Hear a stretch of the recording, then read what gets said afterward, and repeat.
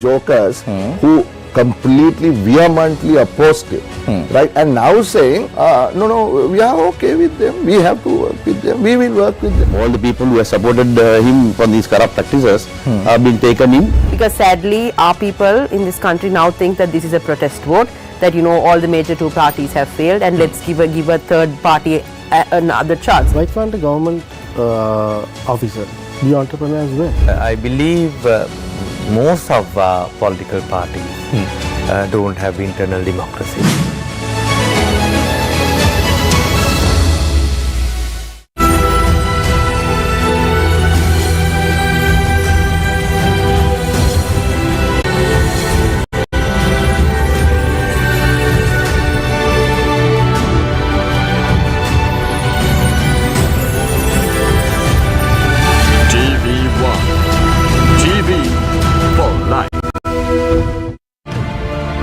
News First, face to face with Gajanayake.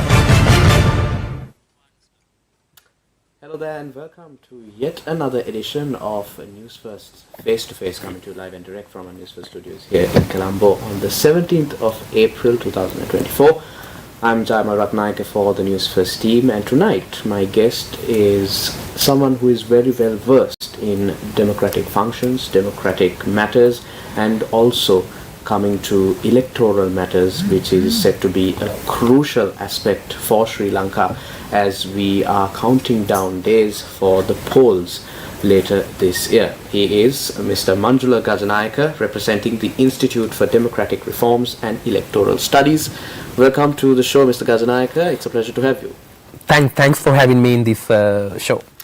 Certainly. Mr. Gajanayake, to get the ball rolling this evening, I want to start off by asking you about something that has been asked many a times, and I'm sure that you have a very set answer for this question. But talking about democracy in Sri Lanka, although we say that we are the Democratic Socialist Republic of Sri Lanka, we have seen the people who we have elected and who have been selected to govern the citizens of Sri Lanka using democracy willy-nilly. The constitution has been disregarded at times, and we have seen the turmoil and the chaos it has created in governance structures and also to the people at certain points.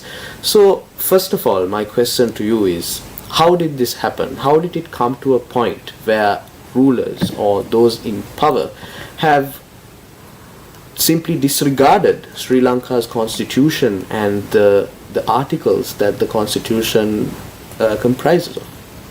Yeah, thanks for actually that it is a wonderful entry to this discussion, because we are living under the second Republican Constitution, right. But unfortunately, we are the nation that blatantly violate the constitutional provisions, especially related to elections, as well as other aspects. Is that actually I can see the two perspectives with your questions. The first thing is that as citizens, are we fulfill our obligations in a very well manner? The number one. Number two is actually, since we are living under the representative democracy, okay, that the representatives that we are sending to the parliament, that are they doing their job best? That is the two main aspects. Right. The first thing is actually most of things, then as Sri Lankan, I can see that actually we don't have most of citizens. Unfortunately, we do have only voters. Because closer to elections, we know it is everyone know, Jamal, that actually if we are receiving something, we are like to vote for those people who are giving something. But citizen, if you are a citizen, actually you will not do like that, because if you are a citizen, actually you have a specific role to play in this Republican country. But unfortunately, we can't see such a move in this country. The other aspect is actually, that people are going to hate, and people are creating many memes, and most of people are, especially in youth, actually, that they are going to hate that the politicians what they are doing right now. But let me to say, that most of people are saying that all 225 representatives are worst, and actually that some of people are rejecting the whole parliament. But as I know that there are sectoral committees, many special committees, not always actually the functions that we are seeing in the main chamber of the parliament. Is not only what is happening. There are many work actually. Then I mean, as an election observer, let me to say actually we can't reject all 225 people. Right. There are some people, there are some representatives doing their job well, because they are attending some oversight committees, special committees, and doing many things. But unfortunately, as a whole, that our parliament has failed, because that the Center for Policy Alternatives did a wonderful research poll recently. According to their findings, there's one of findings that the confidence vested with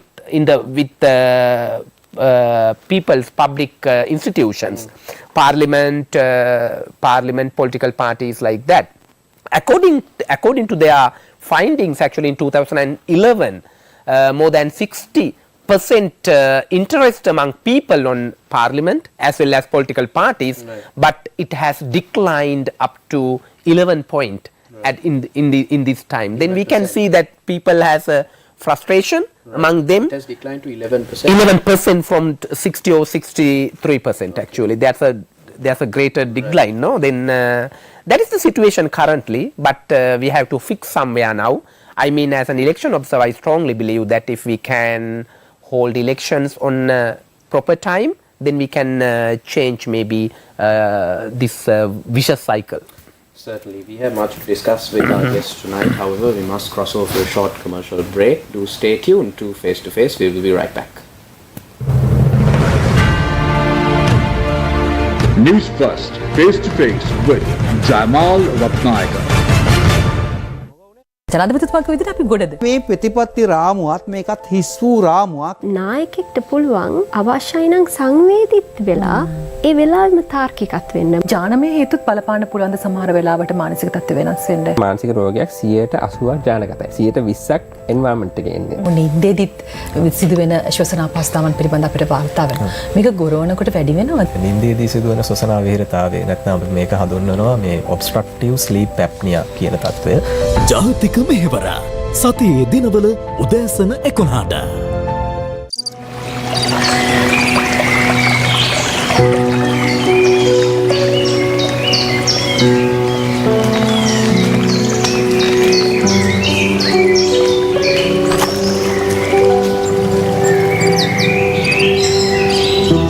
Sinharaja, Sri Lanka's precious world heritage.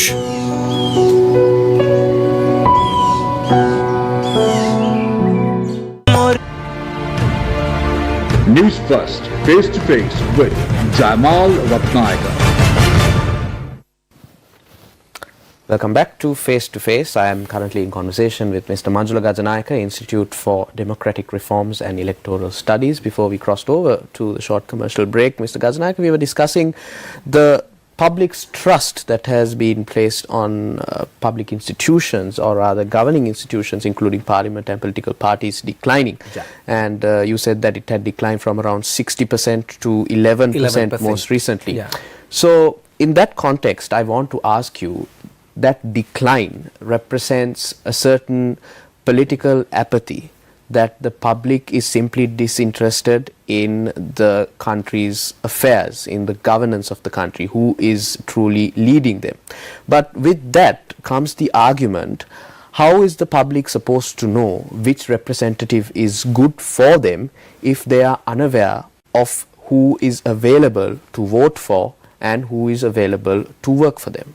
It is very important questions actually. You know that I am representing the steering committee of March 12 movement also. Right. March 12 movements created to create, build awareness, clean political, clean political culture in Sri Lanka. Certainly. Actually, our objective is that creating a clean political culture in Sri Lanka, giving more awareness to general public. Okay. Then in that when we start in 2015, actually we were introduced eight set of criteria for the people how to select people, how to select candidates. Because you know that in Sri Lankan it is actually very sad situation that most of political party secretaries or leader has more powers to select people as candidates. Okay, actually they are coming under the purview of the secretary. Actually they need to win the hearts of either secretary or political leader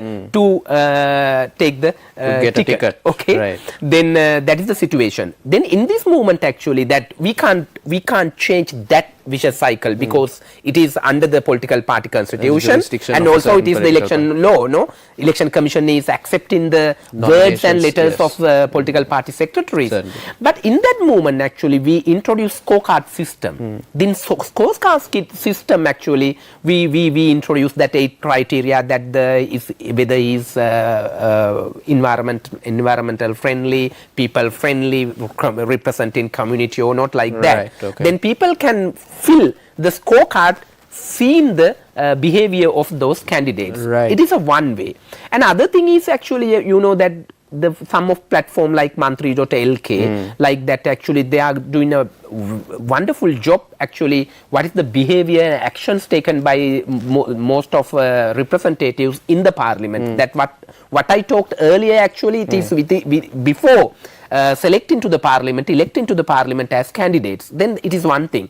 And other thing is that actually you can see what is going on around that we are living in a bankrupted country. It is one way. And other thing is actually most of times you know you can't find your representative in your village, in your towns. Actually they are disappear most of time. They are not fulfilling their job. That is the situation. Then that's why actually if there's a movement of citizens in district level, divisional secretary level, you can push and actually you can create something regarding this. But unfortunately we can't see such active citizens in the country.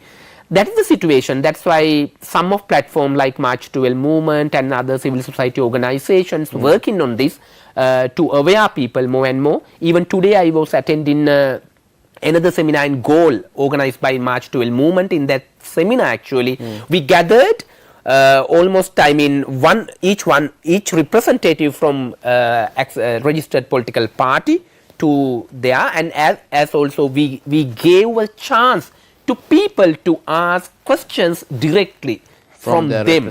Then we created that discussion. I mean we are going to create such a discussion in 25 districts, but it is not enough. Okay, but it is not to create this culture, to change this culture. I mean almost all the citizens, organizations, professional organizations, media, everyone should come together. But unfortunately most of people are thinking that changing the system and everything, it is up to election monitors, civil society organizations like that. But you can't change like that. Like Aragale actually, all the people should come together. Be a collective effort. Yeah, if there's no collective effort actually, you will not be able to change this vicious cycle. So speaking of a vicious cycle, you spoke about how a certain person who intends to compete or who intends to join a certain poll, be it the local government elections or the parliamentary elections, should be on the good books of a particular party's secretary. And that also translates into that person having a lot of wealth, because we know campaigns are a very hefty affair to your pocket, and if you don't have the dough, especially in Sri Lanka, you are unable to mount a successful political campaign. But that brings me to the point of talking to you about campaign finance laws in Sri Lanka, leveling the playing field so that even intellectuals who are capable of delivering high quality answers to the issues that Sri Lanka is facing, being able to be elected rather than either coming through the national list or acting as advisors, but rather be elected by the people through campaign finance laws, leveling this playing field and ensuring that even someone who has less funds than an established politician, for example, is able to contest and also get into parliament or any governance body. So how important is a campaign finance law in Sri Lanka, and how strong are those laws if they are in place in Sri Lanka at present? Jamal, thanks for asking that question. You know that as an election observer, I strongly believe that introducing campaign finance law to regulate campaign finance, actually it is a revolutionary step taken by Election Commission.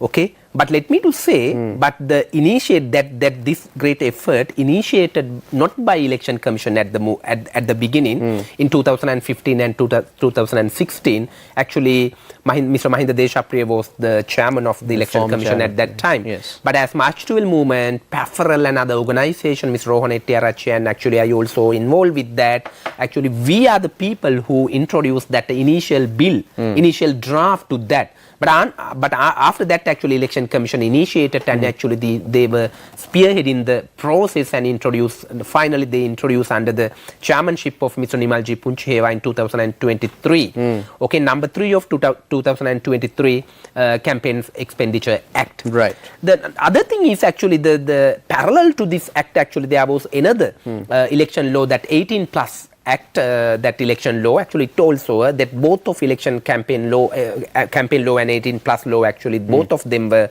revolutionary acts, steps taken by Election Commission. Then let me to say that before 1977 we had a golden law related to campaign finance. According to some of reports, actually maybe nearly 15, maybe nearly 11 or 12, nearly 15 members have expelled, I mean removed from their seats because of that campaign finance law. I see. Because this introduced in 1931 up to 1947 as well as up to 1977. After that, after we introduced proportional representative system, actually that campaign finance law also removed. But after that only that this introduced this law. According to this law, but this time you know that unfortunately we missed a golden opportunity because of last local government election. Yes. Still we are in the election time, that active time, because local government election, government election commission got nomination, but they have not cancelled. That means we are actively involved with Still in campaign election finance. process. Yeah, I see. but unfortunately, you know, no one spearhead in the process. Unfortunately, election commission also in silent mood, and also government and always telling that no money, and though they are wasting money for other unnecessary matters most of times. Then that's why we missed that chance to test that campaign finance law in that during the local campaign finance, local election time. Right. But I strongly believe that then maybe either general election, parliamentary election, or presidential election, we can use this. According to this law, during local government election, they have imposed that 20 rupees per voter you can spend. Okay. If we are using this method to the presidential election also, you know that the president can spend only 340 million rupees only during election For his time entire period. campaign. But I strongly believe, I mean, we can't reject that you need money. You need money to access to the people, to express your message to people. Then maybe 20 rupees, maybe it will increase up to 40 or 50 rupees in that election. Yes. But according to the local government election, if it is happening 20% per voter is sufficient. 20 rupees per voter. Yes, because you know that let's say that Madavachi or Kapitigolla Pradesh Sabha, some area, there are only 10,000 or 11,000 voters in that wards, in that Pradesh Sabha. Yeah. There are 10 or 15 votes maybe during that Pradesh Sabha or any local government Election. bodies. Then you have to spend only during only the number of people within number that of ward. people within that ward only. Okay, but during the presidential time, election time period, you know that whole the country will consider as one constituent. Right. Okay, then you know last election in 2019 and 2020, it was the very first initiative as CMEV when I was there. Actually, we done a cost monitoring. Right. Okay, according to we can find only 20 or 25% money what spent by politicians in each elections. I see. Okay, because it is just like a tip of iceberg. Okay. There are many expenditures actually. We can't go into depth to find those money. Right. But actually the advertisement, newspaper advertisement as well as social media only, and also some expenditure occurred by in the ground situation only we can find. Right. At that time we found 2019 election, we had bills actually as CMEV, we collected them 3,600 million rupees they have spent. It is maybe 15 or 20% expenditure. How many candidates? 35 candidates. And that the fascinating thing is actually out of 35 candidates, the only 2 candidates have spent 94% of that 3,000 and total expenditure. Okay, that is the situation. But I strongly believe that maybe they have spent more than 30,000 million. Like that. It is very heavy. That but if we are coming the 20 rupees per voter, that I already told that mentioned that president can only spend 3,440 million rupees only. Actually last time we saw that during that time actually one of candidates has spent more than 400 million rupees for their transportation to hire helicopters and other stuff. That means they need more money, but it shouldn't be exceed much. But according to that that campaign finance law, you know that most of youth, Jayamal, if you are willing to contest in next, you know that you are a dynamic young character, but you may not have many more money. The funds, yes. Then, but you should be there, to use your capacity, skills. But unfortunately, if you can't, if you don't have money, you will, you can't contest. No. I see. So now, but due to this election campaign law, actually, you have a mere chance. Okay, that then you can contest during election time period, even for at least for the local government election, using spending minimum money, because actually other candidates also restricted to spending the more same money. amount. Yeah. So Mr. Gajanayake, with this campaign finance law coming into effect, it has effectively put a cap on the total expenditure one can utilize in mounting a presidential campaign or a political campaign. What are the penalties or provisions included in this law should someone breach the cap that has been imposed through this law? It is so important questions, because that if let's say now there are some offense like what can be happen, you know, that after once you contested, actually after 21 days you have to submit 2 kind of reports. One thing is actually the money you received, as well as the money, not only money and donations, in-kind donations. The second report should be actually how you spend money. 2 reports. Within 21 days, you have to submit all reports to the Election Commission. After 10 days, after election result issued, after 21 days only, you have to submit 20 reports. Then after 31 days, that means after 10 days, received all reports to Election Commission. Election Commission will put a paper advertisement telling that people that we have received these reports. After that only, actually people can search what are the spend money you have, what was the amount actually, what should be the amount that you have spent for the election time period. Then then there are many kind of, I mean, if you have not reported, you have not submitted your reports on time, that within 21. If you haven't declared. Yeah. Okay. Haven't declared. One thing. Other thing is actually if you have increased, actually you are there's upper limit. Actually you have exceeded upper limit.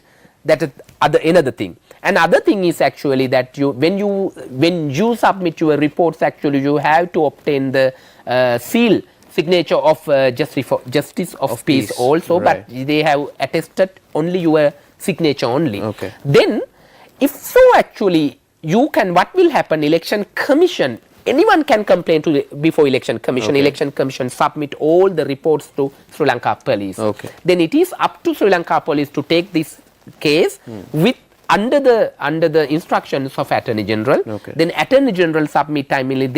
Once they receive the instructions of Attorney General, then they will put the case before the court.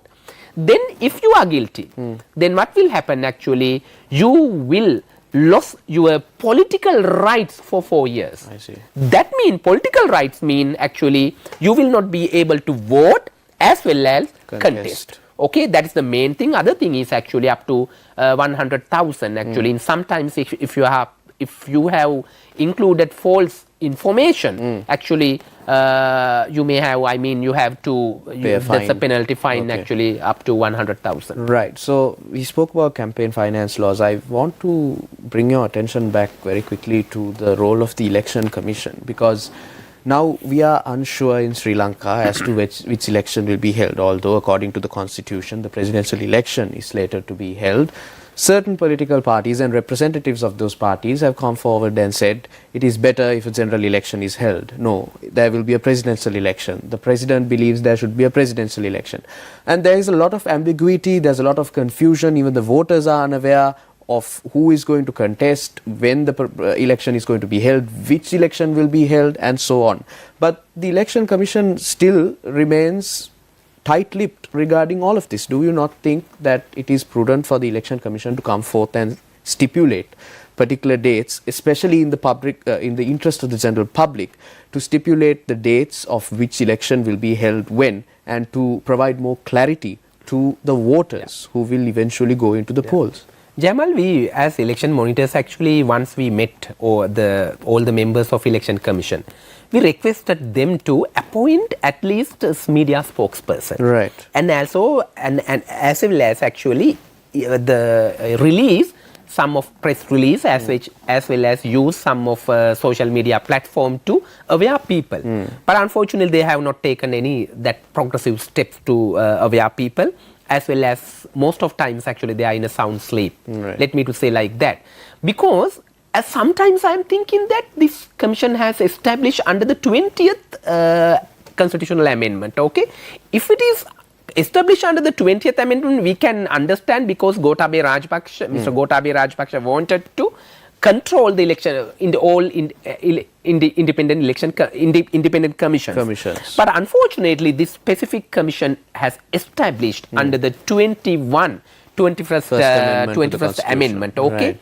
After that youth uprising. Yes. Okay, then what will happen actually? Even there are some professionals and some of represent civil society organizations also.